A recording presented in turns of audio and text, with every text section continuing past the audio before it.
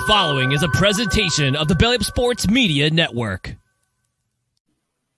What's going on, guys? Another episode is here. I am your host, Nathan Nguyen. Welcome again. Wherever you guys are, listening on Spotify or watching on YouTube, I appreciate it. Thank you guys for supporting always and stopping by, making this a listen into your everyday routines. A lot of fun. We've had the last episode, and we're going to have another one today. Hopefully, we'll have a special guest within the next coming episodes. But today, a few things to discuss on today's episode, including the whole Allen Robinson trade from the Rams to the Steelers. And then we also have the Jalen Hurts contract situation. I want to discuss that as well and how that affects the Eagles and just go from there. And we have a lot more to discuss in the coming days. The NFL draft is almost here. Very excited for all 32 teams to make their selections on draft day. By the way, Draft Day, a great movie if you haven't seen that as well. I forgot the main actor. That's bad of me. But one of my favorite movies of all time, Draft Day. For some reason, I somehow watch it before the draft every year, which is kind of weird. But, I mean, it makes sense, because, Draft Day, the draft is almost here. You get the point. Kevin Costner, I think that's his name. That's the main actor. If you haven't seen it, I highly recommend it. So, but let's dive right into it. And first off, I want to discuss the passing of Chris Smith, 31 years old, passed away a few days ago. He spent his college career at the University of Arkansas. He was drafted in the 5th round by the Jaguars in 2014. He played 8 seasons in the NFL with a variety of teams, including the Browns, as you see in the picture there.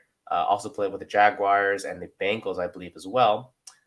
Recently, he played in the XFL, which is a new league created or relaunched, I should say, by Dwayne "The Rock" Johnson. He played with the Seattle Sea Dragons, signed with them in March, played about 5 games, and then that's pretty much all we've heard about him. He leaves behind a daughter he shared with his girlfriend, who passed away in 2019, unfortunately, due to a car accident.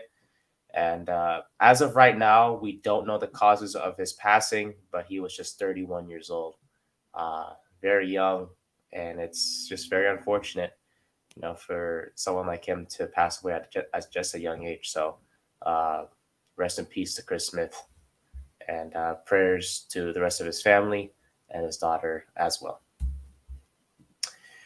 I do want to shift now to a more happier tone here, as we just learned about the Steelers and how they are finalizing a trade, or they finalized basically a trade with the Los Angeles Rams. I was going to get this episode out yesterday, but a few things happened and the trade was already finalized and whatnot. So I'm a bit late, but please forgive me. The former Chicago Bears wide receiver and also former Jacksonville receiver as well. He just basically just spent 1 season in Southern California, which sucks because personally, I love living in Southern California. I wish I did. I live in Northern California, so I wish I lived in the South in Los Angeles. I mean, it's a dream of mine, but that's not the point. Robinson was supposed to have a great year with Matthew Stafford and company last season, but things didn't really go quite to plan as Rams missed the playoffs after winning the Super Bowl just the year prior.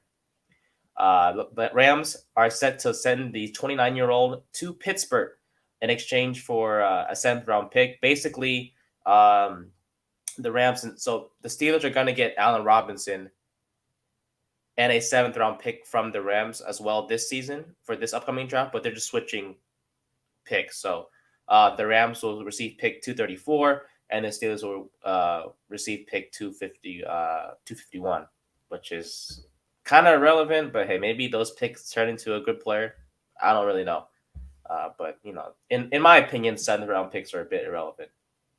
I'm just saying. This is, before the deal was done, this is all pending a physical. Robinson passed the physical. Everything is all set to go. In terms of contracts, here's something to know as well.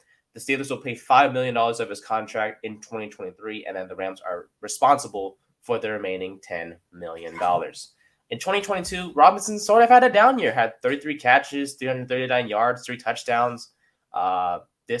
let's compare this to 2020 when he's with the Bears. He had 102 catches, 1,250 yards, and he had 6 touchdowns. So, big difference there. In 2021 was sort of a down year as well with the Bears. And it was just pretty much a few down years, I would say, for Robinson is the best way to describe it. So I think the main thing we want to get out of this is that this is sort of a restart for Robinson. Robinson enters the Steelers organization as the wide receiver number 3 behind Deontay Johnson and George Pickens. I would believe Pickens goes into the slot, and then Robinson is just the outside guy. Robinson has good height on him. I think he's above 6 foot. He's 6 foot something. But regardless, having that type of height is pretty good, considering that of course you want those speedy receivers, but you also want guys that are tall on the outside that can win those 50-50 balls. And Robinson is the type of guy for Kenny Pickett. Last season, the Steelers wide receiving core was pretty questionable. George Pickens was pretty much the best receiver on the team last season. And you can correct me if I'm wrong, but I'm pretty certain that was the case. And I say that because if you think about it, look, last season, Deontay Johnson, 0 touchdowns. I mean, Kenny Pickett depended on Johnson, don't get me wrong, to move the ball down the field. And there were games where Johnson had 4 or 5 catches for like 60, 70 yards, which is good, of course. But, you have a rookie quarterback. We knew about the whole chemistry that Pickett had with George Pickens. And I was like, okay, that's great. But what about Johnson? Because the season before, Deontay Johnson was Ben Roethlisberger's favorite target, So with Pickett, this is your second year in the league. You have the offseason to kind of build that chemistry again with Johnson, but you also add another wide receiver in Allen Robinson, So now you have 3 guys you can depend on. Plus you have Pat Freiermuth, the tight end for the Steelers, who's pretty dependable himself. And he obviously, in my opinion, is a top 10 tight end. Could sneak his way to the top 5 if he has a great season this upcoming year. And we'll see what happens there with Freiermuth. But the point is, the Steelers have a good amount of weapons now. You add in Najee Harris in the backfield, and the Steelers look pretty solid on offense as long as Deontay Johnson can get back to his 2021 self and start catching touchdowns. Like I said, had 0 last season, and then George Pickens was pretty much the main target for Pickett, if we're being honest here, because Pickens was, compared to Johnson, was someone that Pickett depended on. So Pickens and Pickett. That's sort of a tongue twister if you think about it, but that's not the point. As for the Rams, this kind of, I don't know what they're doing. Are they rebuilding? Because if Robinson's gone, you didn't bring back Odell. Look at the depth chart. They have no wide receivers except Cooper Kupp. Is Cooper Kupp next? Maybe. You might as well, because at this point you have nothing in Los Angeles. You have Aaron Donald on defense. Bobby Wagner's gone back to Seattle defensively. You don't really have much in Los Angeles. Tyler Higbee, I guess. But the Rams, it was pretty much, it seems like, we won the Super Bowl. We're set. We're good. And it doesn't matter how much money we spent. We won a Super Bowl, so we're good. You have no draft capital this season, so you just might as well. Honestly, you might as well just trade Cooper Kupp and get some draft capital back. Maybe that's something that I may sound stupid for that, but at this point, what else are you gonna do? Like, what else do you want to do at this point? You have nothing, and I'm pretty sure you're not going to contend for the playoffs again. With Cooper Kupp being your only guy, unless they sign a wide receiver in the draft or they find someone in free agency, which is, I really can't think of anyone left out there that would be solid for the Rams offense. So you have Cooper Kupp, you don't have anyone else. You better figure it out, because I just can't imagine a scenario where the Rams somehow contend for the NFC West, not with the 49ers and the Seahawks and the Cardinals and whatnot making their case for the division as well. So we'll see what happens with that. But good for the Steelers that they get a weapon in almost forgot his name. Allen Robinson. Like I said, you pair him up with Deontay Johnson and George Pickens. You have a pretty solid trio there at wideout.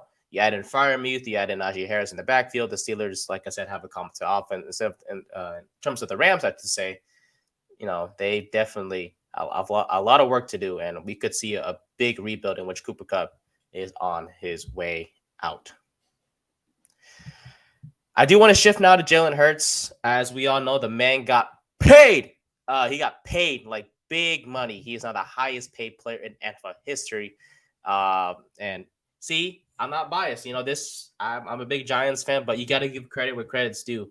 And Jalen Hurts is a guy that I really respect. He's humble. He competes well every single game.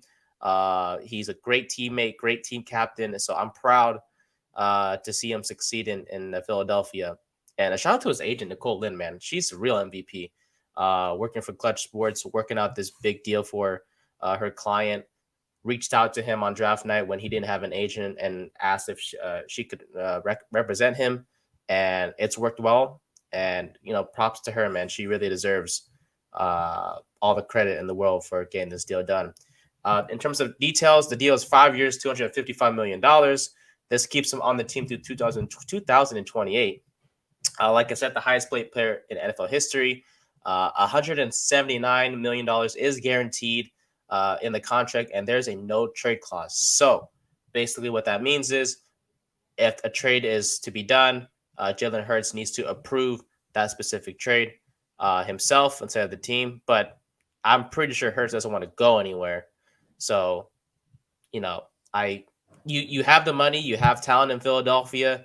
There's no reason for you to leave. So Hurts is pretty much there to stay. In terms of the salary cap numbers, we'll discuss that right now. In terms of on the Eagles side, so in 2023, Hurts is set to receive $6 million against the cap. 2024 is $13 million against the cap. 2025, $21 million, and then 2026 goes up to $31 million against the cap. So what exactly does this mean? Well, it's not much for Hurts' sake, but rather for the team. The $6 million on the cap in 2023 means that the Eagles aren't really spending too much of their salary cap on Hurts. Kind of gives them flexibility to sign other players. The Eagles heading to this offseason, we knew couldn't re-sign a lot of their players. We saw guys like CJ Gardner-Johnson leave, but they were able to bring back James Bradbury and Darius Slay.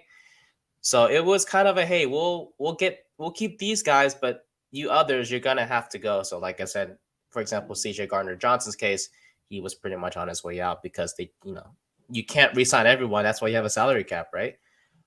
So in terms of this upcoming season, Hurts is only going to be his contract is only $6 million against the cap, meaning the $6 million of his $6 million is what the Eagles are paying him basically this season, if that makes sense.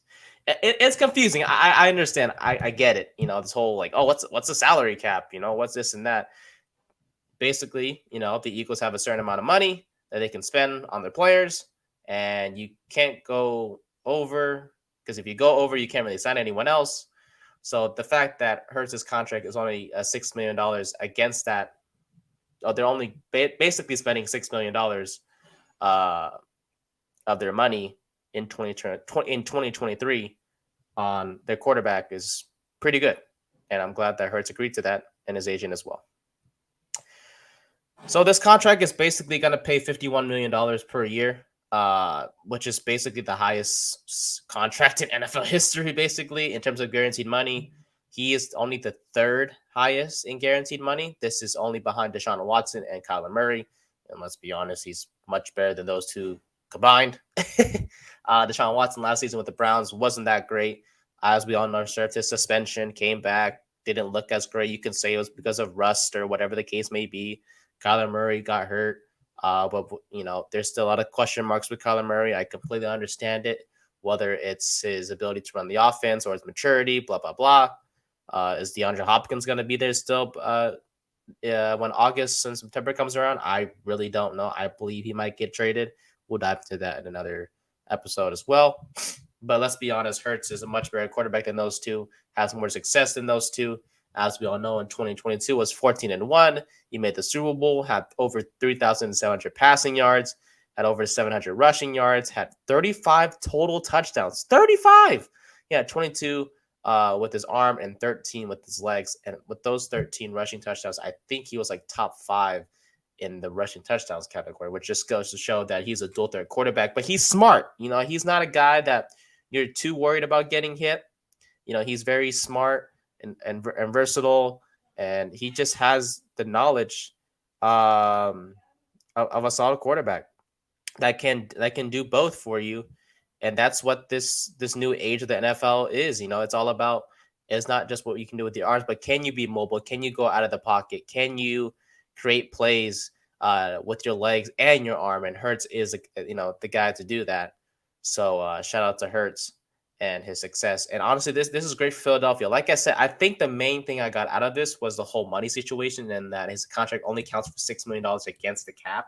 And that's really great because that kind of gives the Eagles flexibility to go for other players if they so choose. I don't know the exact salary cap number as of right now, but the Eagles definitely have a lot of room to sign maybe a player or two that could make a difference. Plus, you have to consider the draft. The Eagles have a top 10 pick, I believe. As is bad, we'll discuss the draft, like I said, in a future episode. But the Eagles have a top 10 pick. I know that for sure because of a trade they made in the past. And, you have to have room to sign those young players that you're going to be choosing in about a week or so. So this is a massive win for Hurts and his agent and the team. And the Eagles are set for success. You have Hurts. I know you lost your running back number 1 in Miles Sanders, but you can obviously fix that easily in the draft. Maybe sign or draft Bijan Robinson from Texas. He's a guy that I really like myself. You still have your wide receivers in A.J. Brown and Devontae Smith. You have Dallas Goedert. Just a lot of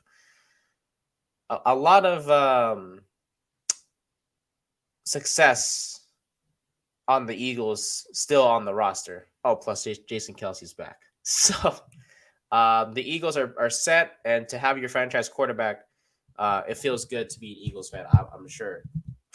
And that's, man, I mean, I know the Giants, they got their franchise guy, Daniel Jones, but he didn't get paid as much as Jalen Hurts, and obviously there's a big gap right now between those two in terms of success. So shout out to Jalen Hurts. Get your money, man. That's I'm happy for you. He earned it. He commands respect in the locker room, and he's just a great leader and a great guy on and off the field. So that's going to wrap it up for this episode. Thank you for watching and listening to this new episode of the podcast. Before we go, I want to mention our new partner, Fanatics.com. Whether you want a new jersey, t-shirt, accessories, hats, Fanatics.com is your one-stop shop for all your sports fan gear needs. Recently, I got this new shirt from Fanatics to represent my New York Giants. And whether it's a hat that you saw your favorite player wear or a new jersey that came out for your favorite team, Fanatics is your one-stop shop for all of your needs. They always have great deals out there every single day. And honestly, they're very enticing. So check it out, Fanatics.com. Like I said, your one-stop shop for all of your sports fan gear needs. Thank you for watching and listening. We'll see you guys next time. I'm your host, Nathan Owen. Have a great rest of your day.